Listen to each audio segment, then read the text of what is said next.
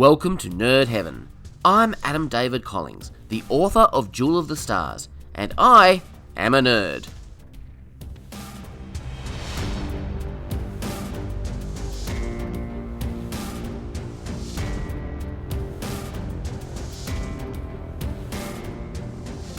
This is episode 17 of the podcast.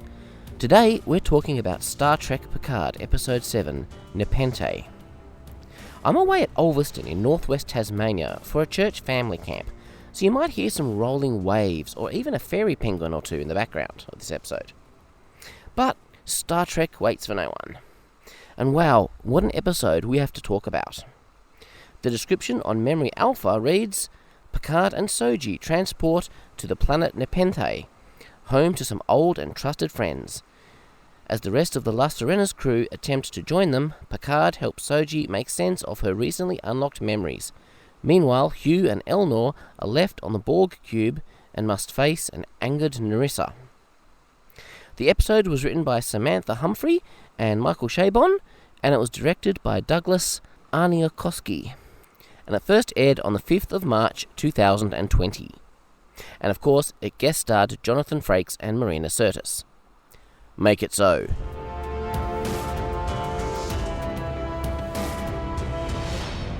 Man, I love this episode. It exemplified what Star Trek Picard is when it's at its best. It was a slow-paced, deeply character-driven story. This week's flashback takes place just 3 days ago, taking us back to episode 3 of the show. We get to see a little of what went on between Commodore O and Agnes. She asks a few questions about what Agnes told Picard, and then she says she'll show Agnes what will happen if synthetic life forms are allowed to exist. And she performs a mind meld with her. So up until now, my assumption has been that O is a Romulan posing as a Vulcan. But can Romulans perform mind melds? We know they are an offshoot of the Vulcan race. We know that mind melds are a very ancient Vulcan practice. But to my knowledge, we have never seen, in any canon or non-canon source, a Romulan perform a mind meld. Raffi and Maddox both believe there are Starfleet officers complicit with the Zhat Vash behind this whole thing. So maybe O really is a Vulcan, just working with the Romulans. It seems pretty obvious to me that she knows Rizzo is a Romulan. Well, we don't know exactly what she showed Agnes. A few rapid flashes of images. I believe there was an exploding planet in there. We don't have a full enough picture to see what exactly it was to change Agnes's mind so completely, to drive her to betray Picard and murder Maddox. It would have to have been something really compelling.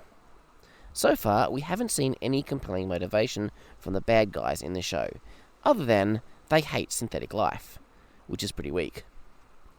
Did O convince her, or mind control her? We don't know enough. In fact, this flashback doesn't really tell us anything new, other than a mind meld was performed. Anyway, O gets Agnes to swallow a tracking device, which will come back later in the episode. Back in the present day, the La Serena is caught in a Borg tractor beam at the artifact, and poor Hugh is being interrogated by Rizzo. I am so ready for her to die.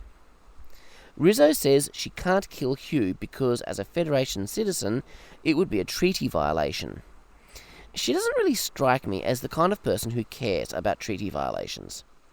Her real motivation here is to get Hugh to talk. She can't get the information out of him that she needs if he's dead. So instead, she starts killing ex-Borg, knowing how much Hugh cares for them. When Hugh refuses to talk, she lets the La Serena go, but sends Narek out to follow them. Elnor stays behind to help Hugh. This is where he's needed. My biggest question is, where was Elnor while Hugh was being interrogated? Why didn't he just jump in and behead Rizzo right there and then? What I like here is that the people in this show are not stupid. Rios thinks that Raffi hacked the tractor beam because that's what she was trying to do, but within seconds they realise that's not the case. They know this is suspicious and they have let their guard up from that moment on. That brings us to the planet Nepenthe, which is a very Earth-like planet. Looks like a bit of a paradise. Picard and Soji emerge from the Sicarian gateway thing and are immediately confronted by a warrior armed with a bow and arrow. Quick aside, am I the only one terrified that the Borg now have the technology to beam a drone onto a planet from light years away? One drone is all it would take to cause an apocalypse. And they're using it solely as a means of escape for the Queen. That seems illogical. Anyway, I love how Picard points out that his heart is solid duratanium. I think this is the first time it's been made clear to new audiences that Picard has an artificial heart. Of course, it turns out the warrior is a child, and that Picard knows her and her parents. By this point, I'm sure we've all guessed that her parents are Riker and Troi. I loved that they named their daughter Kestra after Deanna's older sister, who tragically died when Deanna was just a newborn. That story is told in one of the few really good Lwaxana episodes that TNG did, Dark Page. DS9 did several good Lwaxana episodes, and one bad one. Anyway, I think that's a wonderful tribute to her sister. We'll learn later in the episode that Will and Deanna's other child also has a significant name.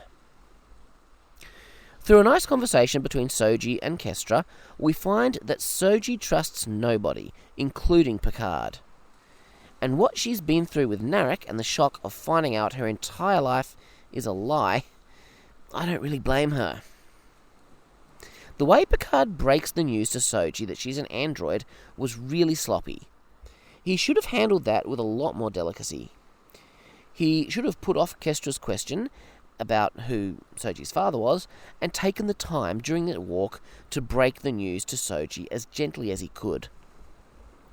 Personally, I think discovering that you're not a real person, but actually artificial, would be a massive shock and quite a difficult thing to accept. But this is all another case of Picard being a good man, but not perfect. Sometimes he stumbles, even just on the little things. And I love that about this show. He kind of stumbles again when he tells her that Dahj was real. That implies that Dahj is dead. She assumes this whole thing is just another mind game. Again, I don't blame her. And we get our first glimpse of Troi. I love the look of joy on her face when she sees Picard. She knows immediately he's in trouble. And then she just clouds over as she senses the depth of what Picard has been through and is still going through. Because of course she's an empath. Marina Sirtis is absolutely fantastic in this episode. It's a really good reminder of what a great actor she is. Something Star Trek didn't always give her the opportunity to show. When Picard introduces Soji as Dr. Soji Asher, she says, "Just Soji." She's learned that her doctorate and her surname are both lies. And that's a nice touch. And then we get to see Riker for the first time. He may not have his wife's empathic abilities, but he can either see in Picard's face or just knows that he wouldn't show up for a social call. And so Riker says, "Shields up." That's such a Riker line. I loved it. And I just love that Riker has shields on his house. He's prepared for all eventualities. I thought he said we've had some problems with the Xindi, which would have been a nice nod to Enterprise. But no, it's the Kzinti. Have you heard of them?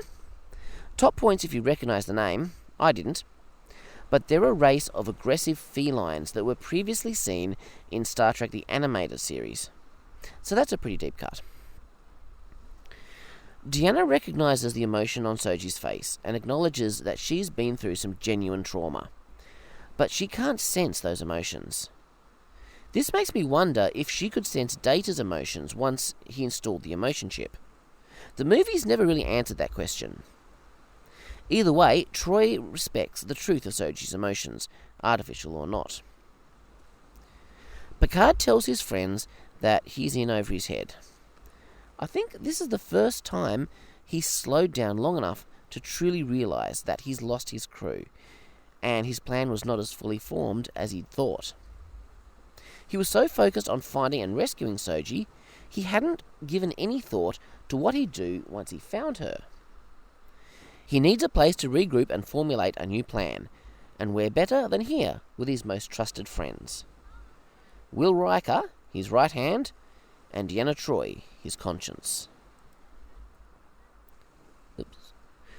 I'm loving the relationship the Rikers have with their daughter. It seems like a very happy family. And that's probably partly because of, rather than just in spite of, the tragedy we'll learn about later. From what we see of it, Nepenthe is a beautiful world, but I would have liked it if it was just a little more alien. Apparently they have venomous animals called bunnycorns, but they look exactly like rabbits. The name bunnycorn is a bit on the nose. Actually, a lot on the nose. I know they don't have infinite budget, but I'd have liked it if they'd used a CGI creature, just to add a little alienness to the planet. At least in TOS they put horns on the dog. Kestra is fascinated that Soji is Data's daughter.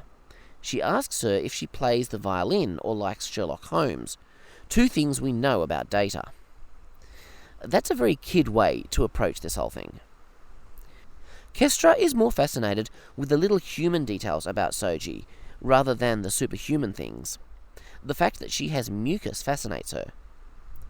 This reminds me of the time Julian Bashir met Data. He wasn't impressed that Data had super strength and speed. He was fascinated that Data breathed and had a circulatory system. Soji doesn't understand in what sense Data could have been her father. She was created long after Data died. Picard really needs to take some time to explain this whole neuronic cloning thing to her. I like the relationship that is developing between Kestra and Soji in this episode. There are so many great character scenes. It's just one after another after another. I like the subtle little moment as Deanna sighs before opening the door to Thad's room. We learn that the Rikers had a son. Had being the operative word. Last week would have been his 18th birthday, so that's a very sad development. I love the photo of Picard in uniform holding baby Thad. Picard had such a smile on his face. By this point in his life, he's mostly gotten over his fear of children, but this wasn't just any child. This was the child of his dearest friends. Of course he's going to have a huge smile plastered all over his face. I love the acknowledgement from Picard that as Kestra's aching for her brother slowly fades, it brings a whole different ache to Deanna and Will. I love the writing in this episode. Their son's name was Thaddeus Riker. Thad was likely named after Colonel Thaddeus Riker, an ancestor of Will's. He fought in the American Civil War during the 1860s, and was named Old Iron Boots by his fellow soldiers. Will knows this story well, and was shocked once to learn that Colonel Riker was rescued by a Q posing as a human. It's doubtful he remembers this detail, however, as he was transported to the USS Voyager in the Delta Quadrant to give evidence in a trial against that Q, before being returned home to the Alpha Quadrant with his memories erased. Rios has figured out that somebody is tailing them. Again, the crew is not stupid. Another thing Rios and Raffi are noticing is that Agnes is not herself. Agnes makes a comment about wanting to be the fun crew member who suggests hiding in a comet that turns out to be a giant Gormagander. This seems like a bit of a Star Wars reference, referring obviously to Empire Strikes Back, when the Millennium Falcon hides in a cave in an asteroid that turns out to be a giant space worm. But it's also a reference to something that was introduced into Star Trek lore by Star Trek Discovery. The Gormagander is a space whale, a sentient animal that flies through space. They were on the endangered species list in the 23rd century, so the fact that Agnes is making this comment suggests that maybe they're a little more plentiful in the 24th, which is cool. Agnes is really out of character at this point. She suggests abandoning the mission, abandoning Picard and abandoning Soji. She was so excited to meet a real living synth, and now she wants no part of it. She's getting really bad at hiding her true feelings. I love the little shorthand between Rios and Raffi. With just a look, she says, "Leave it to me, I'll work on her." and with a look of his own, Rios says, "Go for it, she's all yours." That demonstrates the shared history of two old friends, better than Raffi's use of JL as a nickname for Picard. Not that I particularly mind the JL thing. Next, we get yet another wonderful scene, this time between Picard and Riker. Picard is still trying to protect the Rikers from all of this, and he thinks the best way to do that is to tell them nothing about their situation. Riker's comeback is both stinging and heartbreaking. "I was just thinking how great it would be if ignorance of danger was all it took to keep it away from the people we love." It's a very personal statement for Riker, as we see him choke up while he says it. The soil on Nepenthe has regenerative powers. Things grow really well here. It's why they came here. It seems Captain Riker gave up his Starfleet career to move here to Nepenthe for the sake of his son's health. He and Deanna thought that maybe it would help.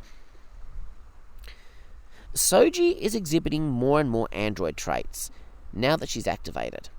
She finds she can read a 300-page book in a few seconds, and she gives a little head tilt. I recognised that as very Data long before Riker called it out. I'm sure you did too. Riker shows Picard how foolish he's being, trying to keep everything to himself, by essentially recounting the entire story of the show so far. He's not an idiot any more than Rios and Raffi, and he reminds Picard that he's not the captain of a starship anymore. He's dealing with a teenager, something Picard has no experience with. But Riker does. We get some interesting insight into Thad. He grew up on starships, mostly on the USS Titan presumably. He never felt like he had a homeworld. His mother was from Beta Z, his father was from Earth. Thad didn't feel like either of those planets was his home. He was a child of space. But he was fascinated by the idea of a homeworld and invented his own, Adani. He came up with various different cultures and even whole languages. It's very creative. I can so identify with that as a writer. Already, this boy that we've never seen on screen has so much more depth than half the characters on Discovery. Interesting, that. I hope it doesn't sound like I'm bagging out Discovery.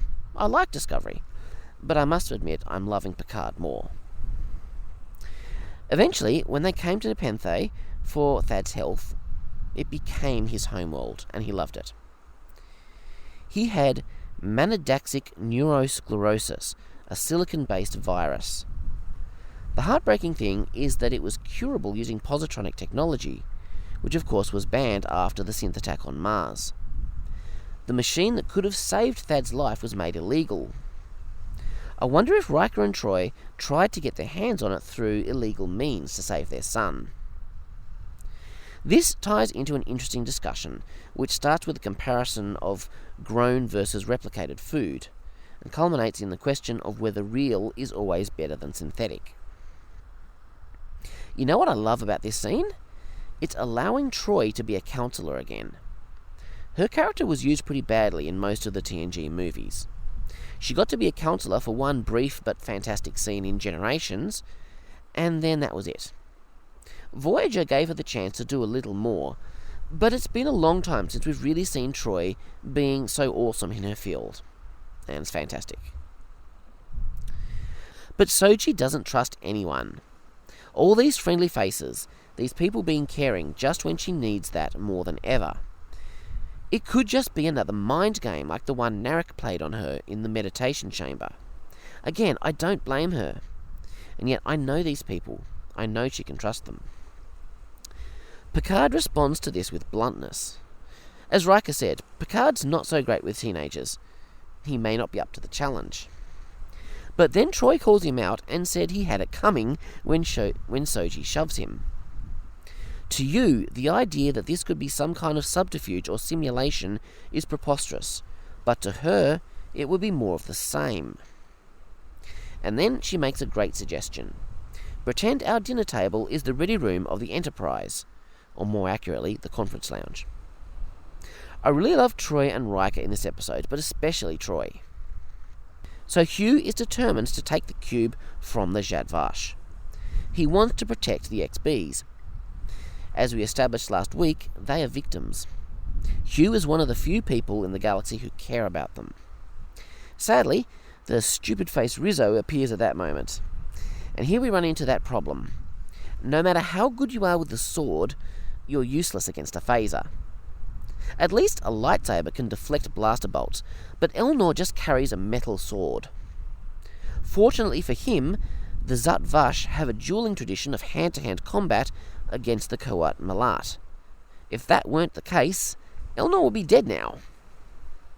But in some ways, this is subterfuge on Rizzo's part. And there is a cost. Tragically, that cost is Hugh. What sucks the most is that Elnor fails to kill Rizzo because she beams out at the last second. Oh man, are we cheering when Elnor finally chops off her head? I can't believe Hugh died. That's so sad. This show has quite a high body count. At least he died a hero, trying to save the XBs from the Zhat Vash. I hope Elnor can fulfill his legacy by saving them in Hugh's name. But you know what upsets me the most about Hugh's death here? We'll never see him get to meet Seven.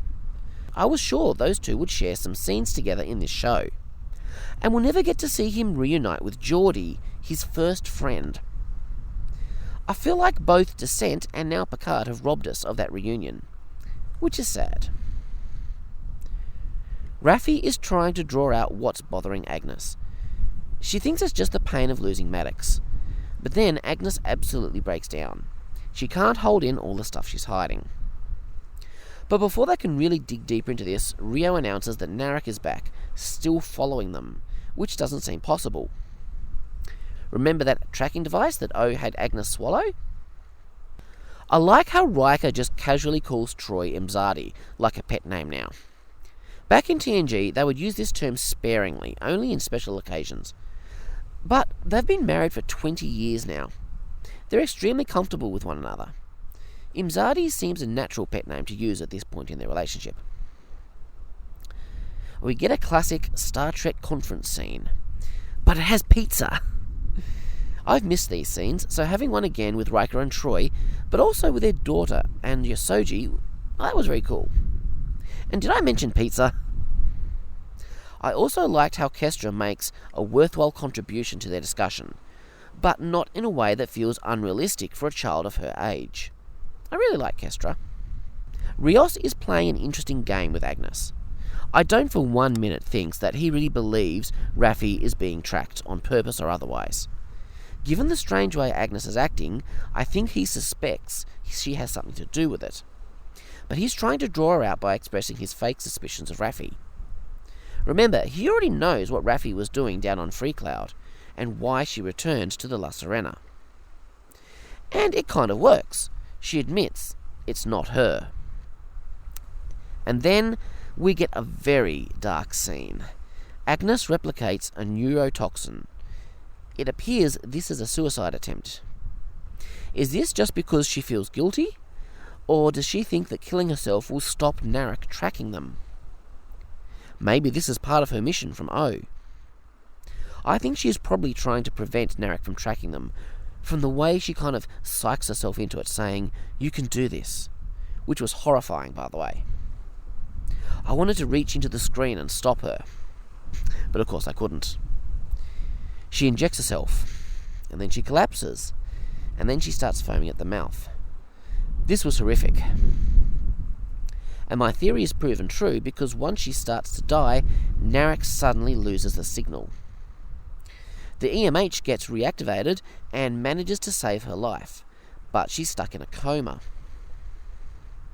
I wonder what Rios's idea was, the one that Raffi wasn't going to like. We never actually get to find out. That's an odd bit of storytelling. I wonder if that'll come back later. If not, why include that line at all? Meanwhile, Elnor finds a tag and presses it. It activates a Ferris Ranger SOS, so I guess he's calling 7 of 9 to come help him. Cool. But what on earth was it doing just hanging here in a Borg cube? That's kind of weird. Now that they're not being tracked, the La Sirena can finally meet Picard on Nepenthe. I kind of laugh when Picard said his new crew carry way more baggage than TNG crew ever did. Because of course Roddenberry wouldn't allow them to carry baggage. Riker makes it clear he's still on active reserve with Starfleet, but it would take a very good reason to get him back in uniform again. We have another nice scene between Picard and Riker as they sit by the pond. We do see an interesting rock formation in the background that lends a little alienness to this planet.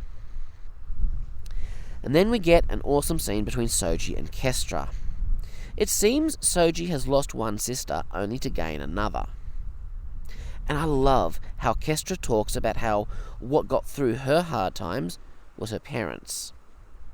As a parent myself, that affects me deeply. I think the hope of every parent is that their child might be able to say these words to someone. She urges Soji to let Picard be that support to her, a father figure. Those two have a fair bit of work ahead of them to really let each other in. I noticed in the credits that Jay Chataway was credited as having written Lullaby 2 in this episode. I'm not sure what that piece of music was. Jay Chataway was a regular composer on Star Trek back in the 90s, especially on Voyager. Maybe it was just a little music cue that they referenced in the score of the episode. I'm really not sure. So this was a phenomenal episode. It gave me such a Star Trek The Next Generation feel, and yet it was very much not TNG. TNG only ever tried to do a character episode like this once, Family. This show takes the best of what we remember nostalgically, but does something very new and fresh with it. I've really enjoyed Star Trek Picard up until now, but if I didn't already, Nepenthe has definitely made me love it. Well done to everyone involved in bringing this beautiful chapter of the story to our screens. Next week's episode is called Broken Pieces. I wonder what that will bring. A quest to find Soji's homeworld, no doubt. It'll be very exciting. As for my walk to Mordor, I got a whole lot of steps in yesterday, packing for our trip and then walking along the beach with my daughter. I just encountered Old Man Willow, and my next milestone is Tom Bombadil's house. That'll be a trippy experience. Stay tuned for the next episode of the Nerd Heaven podcast. Please consider giving the show a review wherever you listen to podcasts, or if you're watching on YouTube, click the like button. Also, if you'd like to support what I'm doing here, you could buy me a hot chocolate. Just go to buymeacoffee.com/Adam David Collins. Have a fantastic week. Live long and prosper. Make it so.